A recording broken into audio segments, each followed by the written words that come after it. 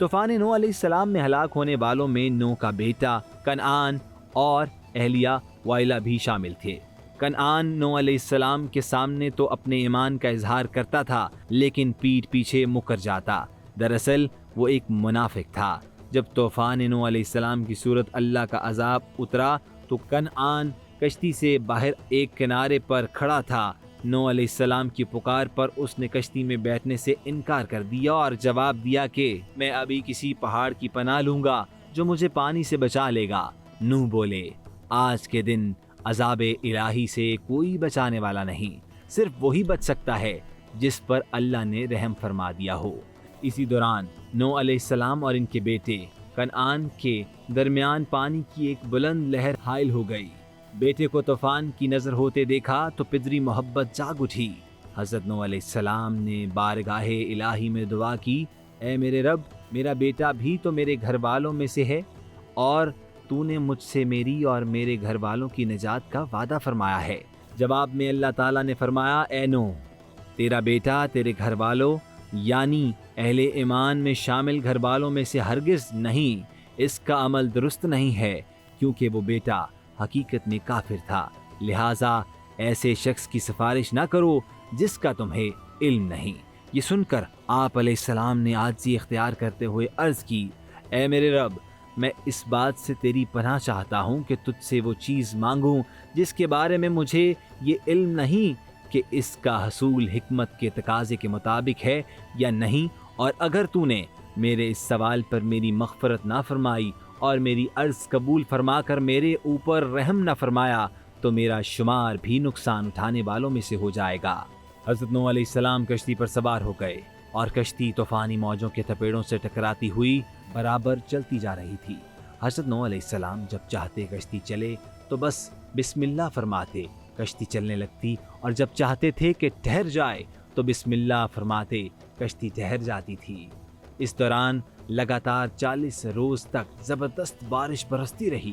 زمین سے پھوٹنے والے چشموں کے سبب پانی پہاڑوں سے اونچا ہو گیا، سب کچھ ڈوب گیا۔ ہوا کی شدت اس قدر تھی کہ پانی کی لہریں پہاڑوں سے بھی بلند ہونے لگی، اور انہی لہروں کے درمیان کشتی نوح علیہ السلام رواں دواں تھی۔ جب طوفان نوح علیہ السلام اپنی انتہا کو پہنچا اور قوم نوح علیہ السلام اس میں غرق ہو گئی تو اللہ کے حکم سے زمین نے سارا پانی نگل لیا اور آسمان برسنے سے رک گیا۔ کشتی نوح علیہ السلام نے طوفان کے تھپیڑوں میں 6 ماہ تک سفر کیا تھا۔ یہ مدت رجب سے محرم الحرام کے دوران کی ہے۔ اس دوران کشتی خانہ کعبہ کے پاس سے گزری اور اس کا 7 بار طواف کیا۔ پھر اللہ کے حکم سے عاشورہ کے روز نوح علیہ السلام کی کشتی جودی پہاڑ پر ٹھہر گئی۔ جودی پہاڑ عراقی شہر جزیرہ میں واقع ہے۔ کشتی کے ٹھہرنے پر آپ علیہ السلام نے شکر کا روزہ رکھا۔ امام مدارک اور امام خازن حضرت قتادہ رضی اللہ تعالیٰ عنہ سے روایت کرتے ہیں کہ کشتی نوح کو جودی پہاڑ پر مدتوں باقی رکھا گیا، یہاں تک کہ ہماری امت کے پہلے لوگوں نے بھی اس کشتی کو دیکھا۔ کشتی نوح علیہ السلام کو ٹھہرانے کے لیے جودی پہاڑ کا انتخاب کیوں کیا گیا؟ یہ کافی اہم اور دلچسپ سوال ہے۔ روایت کے مطابق طوفان نوح علیہ السلام کے وقت بلند و بالا پہاڑوں نے اپنی بڑائی پر گھمنڈ کیا اور یہ سمجھا کہ بلندی کی وجہ پانی ان تک نہیں پہنچ پائے گا، لیکن جودی پہاڑ اس حوالے سے معتدل رہا اور اپنی بڑائی کا کچھ خیال تک نہ کیا۔ اللہ کو جودی پہاڑ کی ادا اور تواضع پسند آئی، لہٰذا جودی پہاڑ کو پانی سے محفوظ رکھا اور کشتی نوح علیہ السلام کا ساحل بنایا۔ کشتی نوح علیہ السلام 1 ماہ تک پہاڑ پر رکی رہی۔ اس دوران نوح علیہ السلام نے کوے کو حالات معلوم کرنے کے لیے روانہ کیا، مگر وہ بدبخت پہاڑ سے اتر کر زمین پر مردار کھانے میں مشغول ہو گیا۔ کوے کے غیر ذمہ دارانہ طرز عمل پر نوح علیہ السلام کو جلال آ گیا۔ آپ نے کوے کو یوم آخرت تک مردار خوری کی بددعا دی جو بارگاہ الہی میں مستجاب ٹھہری۔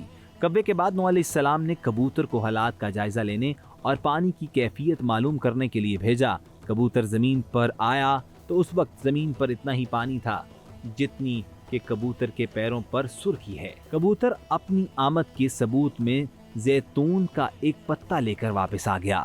نوح علیہ السلام نے اس کی احساس ذمہ داری کی وجہ سے اس کو دعا دی کہ وہ پرندہ ہونے کے باوجود انسانی طبیعت کے مطابق جیے اور ہمیشہ امن و امان حاصل رہے۔ یہ دعا بھی قبول ہوئی۔